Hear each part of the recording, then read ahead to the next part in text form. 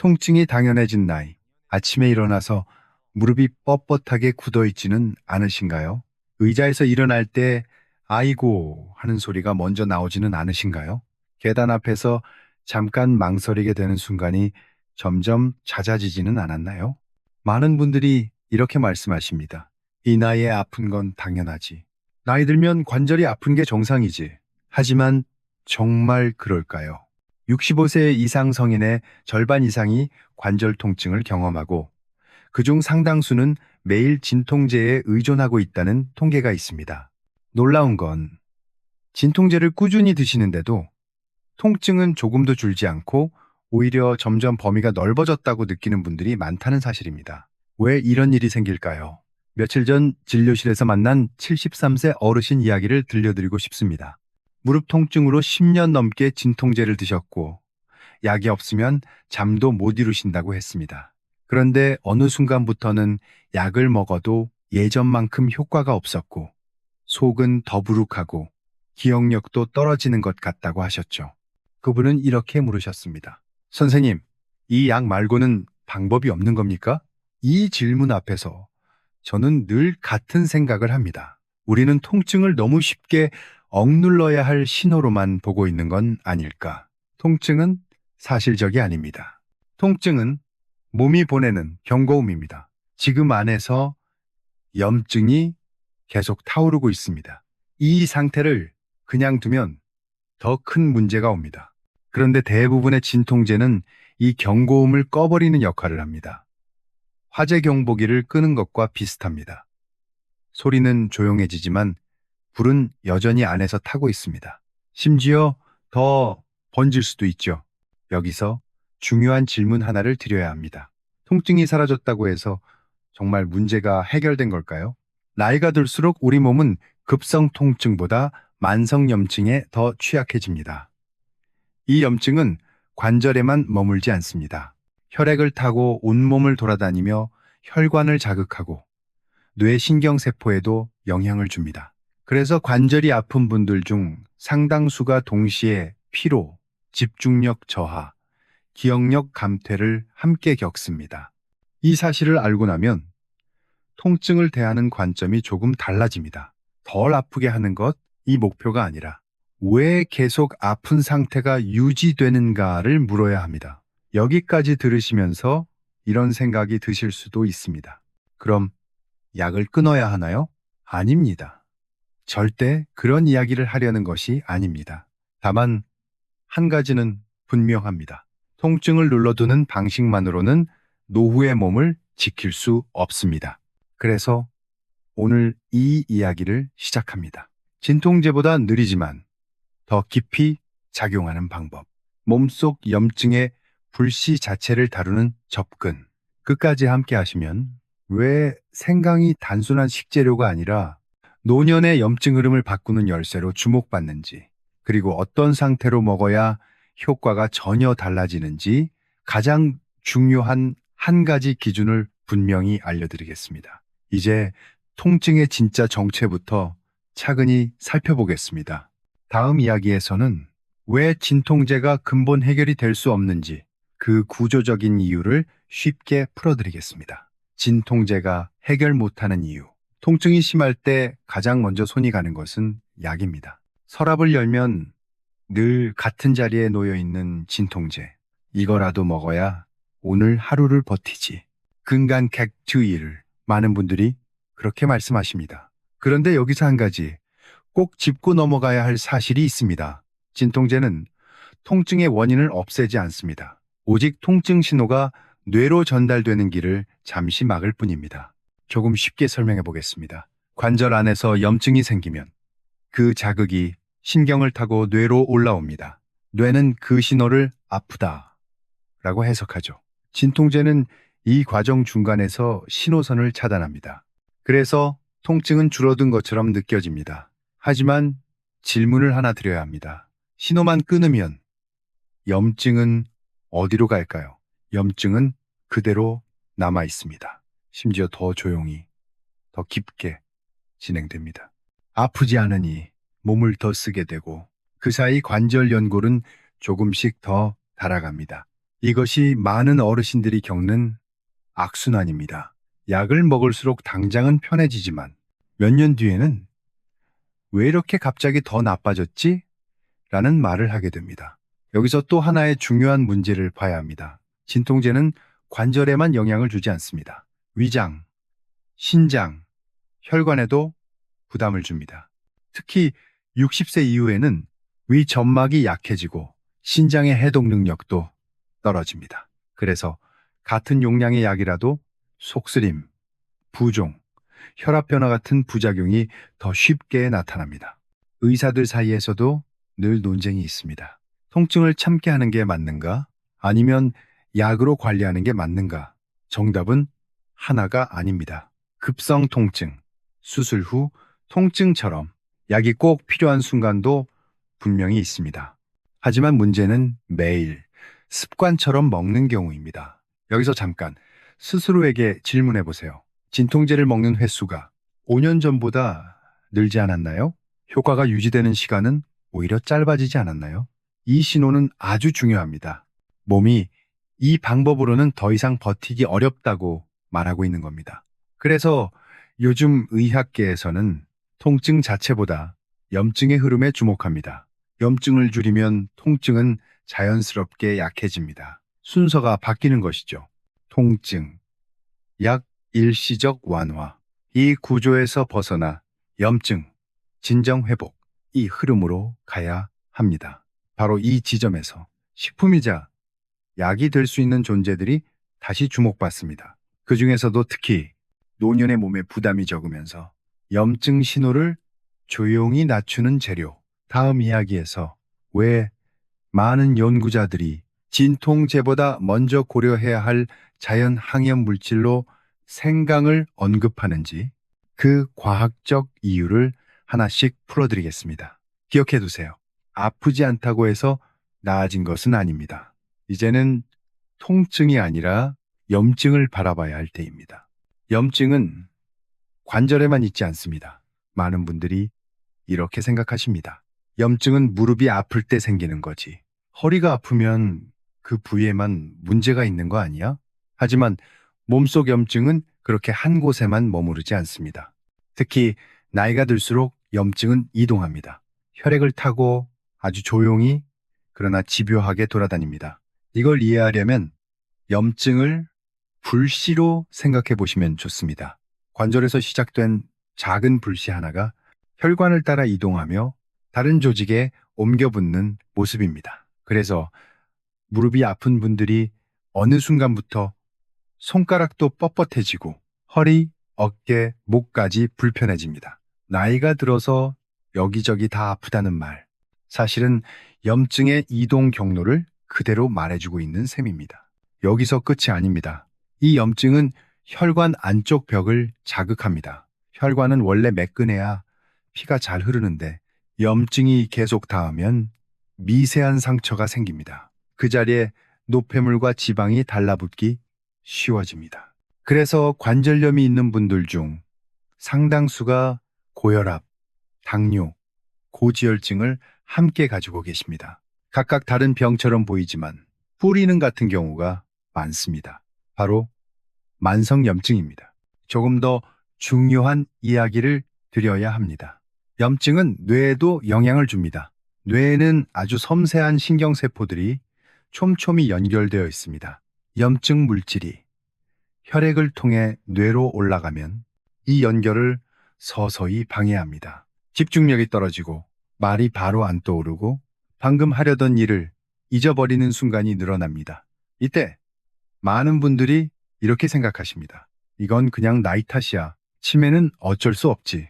하지만 최근 연구들은 기억력 저하와 염증 사이의 연관성을 계속 밝혀내고 있습니다. 특히 베타 아밀로이드 같은 독성 물질이 염증 환경에서 더 쉽게 쌓인다는 사실은 의학계에서도 중요한 논점이 되고 있습니다. 여기서 잠깐 멈추고 이 질문을 드리고 싶습니다. 관절 통증이 시작된 이후로 피로가 더 쉽게 쌓이지 않으셨나요? 생각이 흐릿해지는 느낌은 없으셨나요? 이건 우연이 아닐 수 있습니다. 의사들 사이에서도 의견이 나뉩니다. 염증은 결과일 뿐이다 라고 보는 쪽이 있는가 하면 염증이 모든 노화 문제의 출발점이라고 보는 시각도 있습니다. 최근에는 후자에 점점 더 많은 근거가 쌓이고 있습니다. 그래서 지금 중요한 건 어디가 아픈지를 따지는 것이 아닙니다. 몸 전체에 깔린 염증의 농도와 흐름을 낮추는 일입니다. 이 지점에서 강한 약으로 억누르는 방식이 아닌 몸이 스스로 진정할 수 있는 환경을 만드는 접근이 필요해집니다. 다음 이야기에서는 왜 수많은 항염식품 중에서도 특히 생강이 노년의 염증 관리에 적합하다고 평가받는지 그 결정적인 이유를 말씀드리겠습니다. 조금만 더 집중해 주세요. 여기서부터가 통증을 다루는 관점이 완전히 달라지는 지점입니다. 생강이 주목받는 결정적 이유. 염증을 낮추는 방법을 찾다 보면 수많은 이름들이 등장합니다. 강황, 마늘, 오메가3, 초록잎 채소 모두 분명 좋은 식품들입니다. 그런데 유독 노년층을 대상으로 한 연구와 임상 현장에서 반복해서 언급되는 재료가 하나 있습니다. 바로 생강입니다. 생강이 그렇게 대단한가요? 이 질문을 자주 받습니다. 예전에는 생강을 그저 몸을 따뜻하게 하는 재료, 감기 기운 있을 때 먹는 음식 정도로만 생각했습니다. 하지만 최근 10여 년 사이 생강을 바라보는 시선이 완전히 달라졌습니다. 이유는 단순합니다. 작용 방식이 다르기 때문입니다. 생강 속에는 진저롤이라는 성분이 들어 있습니다. 이 성분은 염증을 일으키는 효소의 활동을 억제합니다. 쉽게 말해 몸속에서 염증을 만들어내는 공장의 전원을 낮추는 역할을 합니다. 여기서 중요한 점이 하나 있습니다. 많은 항염 성분은 한 가지 경로만 건드립니다. 하지만 생강은 여러 경로에 동시에 작용합니다. 그래서 효과가 크지 않더라도 전반적인 염증 수준을 넓게 낮추는 데 유리합니다. 이 특성 때문에 생강은 노년의 몸에 잘 맞습니다. 자극은 강하지 않지만 지속적으로 환경을 바꾸는 힘이 있기 때문입니다. 진통제와 비교해 보면 차이가 더 분명해집니다. 진통제는 통증 신호를 빠르게 끊습니다. 그래서 즉각적인 효과는 분명합니다. 하지만 염증 생성 자체에는 거의 관여하지 않습니다. 반면 생강은 효과가 서서히 나타납니다. 오늘 먹었다고 내일 통증이 사라지지는 않습니다. 이 점 때문에 많은 분들이 중간에 포기합니다. 하지만 바로 이 느림이 장점이 됩니다. 몸의 균형을 깨지 않기 때문입니다. 위장, 신장, 혈관에 부담을 주지 않으면서 염증의 바닥선을 조금씩 낮춥니다. 의사들 사이에서도 생강을 두고 이런 이야기를 합니다. 약을 대신하진 않지만 약이 필요해지는 속도를 늦출 수 있다. 이 말이 굉장히 중요합니다. 실제로 관절염 환자들을 대상으로 한 연구 중에는 생강을 일정 기간 섭취한 그룹에서 통증 점수뿐 아니라 염증 지표가 함께 낮아졌다는 보고도 있습니다. 단순한 기분 효과가 아니라는 뜻입니다.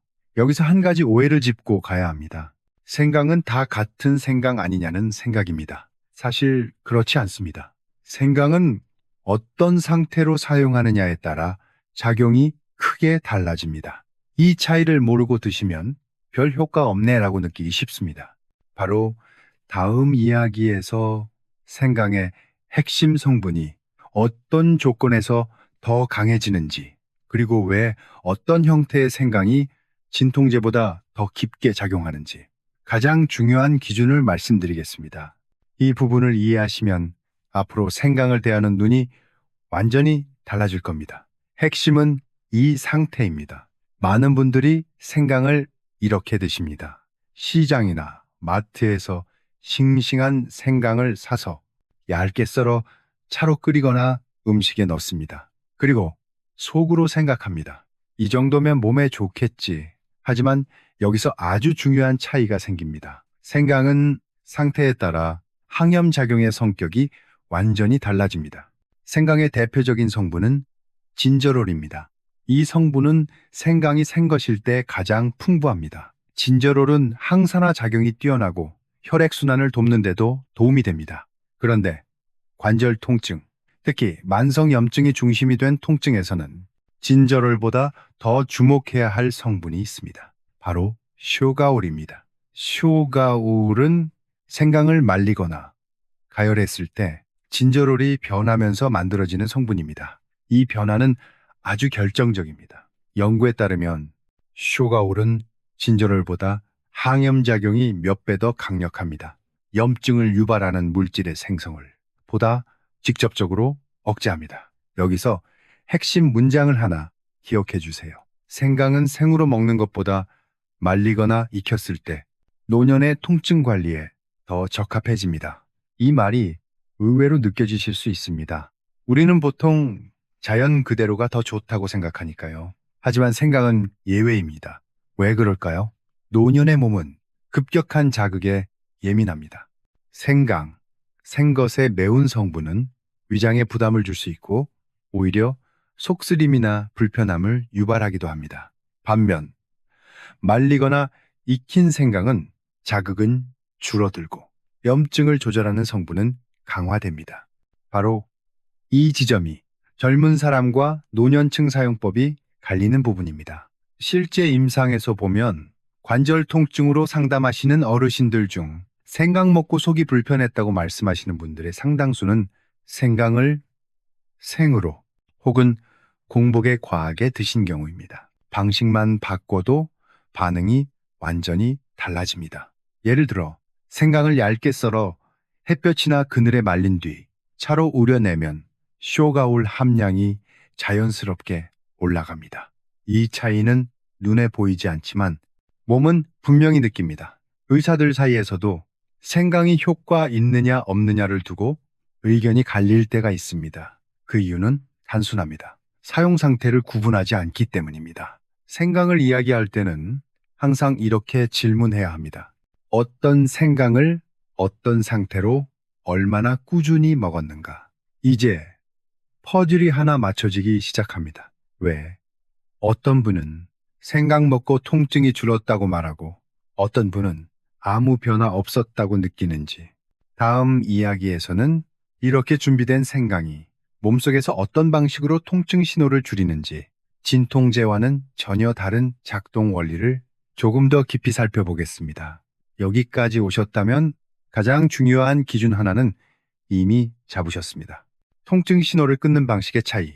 이제 두 가지 길이 분명해졌습니다. 하나는 진통제가 작동하는 길, 다른 하나는 생강이 작동하는 길입니다. 겉으로 보면 둘 다 통증을 줄인다는 점에서는 같아 보입니다. 하지만 안에서 일어나는 일은 전혀 다릅니다. 진통제는 이미 말씀드린 것처럼 통증 신호가 신경을 타고 뇌로 올라가는 길을 막습니다. 그래서 비교적 빠르게 안 아프다는 느낌을 줍니다. 하지만 이때 염증은 그대로 남아 있습니다. 반면 쇼가올이 풍부한 생강은 통증 신호를 직접 차단하지 않습니다. 대신 염증을 만들어내는 과정 자체를 약화시킵니다. 신호를 끊는 게 아니라 신호가 생기지 않게 환경을 바꾸는 방식입니다. 이 차이를 이해하는 것이 굉장히 중요합니다. 조금 더 비유를 들어볼까요? 진통제는 스피커의 음량을 줄이는 것과 같습니다. 노이즈는 여전히 발생하지만 소리가 작게 들릴 뿐입니다. 생강은 노이즈를 만들어내는 기계의 회전 속도를 낮춥니다. 처음에는 큰 변화가 없는 것처럼 느껴지지만 시간이 지나면 전체 환경이 조용해집니다. 여기서 많은 분들이 묻습니다. 그럼 생강이 약보다 낫다는 건가요? 이 질문에 대해 의사들 사이에서도 의견이 나뉩니다. 급성 통증, 염증이 폭발적으로 심할 때는 약의 도움이 반드시 필요합니다. 이 점은 부정할 수 없습니다. 하지만 문제는 만성 통증입니다. 몇 달, 몇 년씩 이어지는 관절 통증에서는 진통제의 이점이 점점 줄어들고 부담은 커집니다. 이때 생강 같은 항염식품의 역할이 살아납니다. 약을 대체하기보다는 약이 필요해지는 빈도를 낮추는 방향입니다. 실제로 일부 연구에서는 생강을 꾸준히 섭취한 그룹에서 통증 강도 자체보다도 통증이 느껴지는 빈도가 줄어들었다는 결과가 나옵니다. 이 차이는 일상에서 매우 큽니다. 통증이 완전히 사라지지 않아도 아픈 날이 줄어들면 몸을 쓰는 방식이 달라집니다. 움직임이 늘고 근육이 유지되고 다시 염증이 줄어드는 선순환이 만들어집니다. 여기서 잠깐 이 영상이 도움이 되고 계시다면 좋아요나 공유로 주변 분들과 함께 나눠주세요. 부모님, 배우자, 혹은 본인에게 지금 이 이야기가 필요한 분들이 분명히 계실 겁니다. 다시 이야기로 돌아오겠습니다. 생강의 또 하나의 장점은 뇌에도 부담을 주지 않는다는 점입니다. 일부 진통제는 집중력 저하나 어지럼을 유발하기도 합니다. 노년층에서는 이 작은 부작용이 낙상의 위험으로 이어질 수 있습니다. 생강은 오히려 염증 환경을 낮추면서 뇌신경을 보호하는 방향으로 작용합니다. 그래서 통증과 함께 멍한 느낌이 줄었다고 말하는 분들도 계십니다. 이제 방향은 분명해졌습니다. 강하게 눌러버리는 방법이 아니라 조용히 흐름을 바꾸는 방법. 다음 이야기에서는 이 효과를 실제 생활에서 만들기 위한 하루 루틴을 구체적으로 정리해 드리겠습니다. 복잡하지 않습니다. 노년의 몸에 맞춘 방식입니다. 하루 루틴으로 만드는 항염 효과. 아무리 좋은 방법이라도 복잡하면 오래가지 못합니다. 특히 노년기에는 매일 할 수 있느냐가 가장 중요합니다. 그래서 생강을 활용한 항염 루틴은 단순해야 하고 몸에 부담이 없어야 합니다. 먼저 가장 기본이 되는 방식부터 말씀드리겠습니다. 말린 생강차입니다. 말린 생강이 3g, 이 양이면 충분합니다. 컵에 넣고 뜨거운 물을 부어 10분 정도 우려냅니다. 색이 연해도 괜찮습니다. 중요한 건 진함이 아니라 꾸준함입니다. 이 차는 아침 공복보다는 아침 식사 후나 오전 중간에 드시는 것이 좋습니다.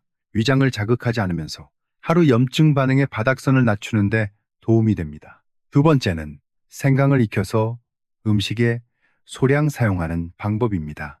국이나 찜 요리에 아주 조금만 넣어도 됩니다. 매운맛이 느껴지지 않을 정도면 충분합니다. 이 방식은 차가 부담스러운 분들께 특히 좋습니다. 세 번째는 국소적으로 사용하는 방법입니다. 말린 생강을 따뜻한 물에 불려 수건에 싸서 무릎이나 손목, 허리 위에 15분 정도 올려두는 방식입니다. 이 방법은 혈류를 부드럽게 늘려주면서 뻣뻣함을 풀어주는데 도움이 됩니다. 특히 저녁에 하면 다음날 아침 움직임이 덜 굳는 느낌을 받는 분들이 많습니다. 여기서 중요한 원칙이 하나 있습니다. 한 번에 많이 하지 말 것. 생강은 적은 양으로 환경을 바꾸는 재료입니다. 욕심을 내면 속이 불편해지거나 오히려 피로를 느낄 수 있습니다. 하루 전체 사용량은 말린 생강 기준으로 4g을 넘기지 않는 것이 좋습니다.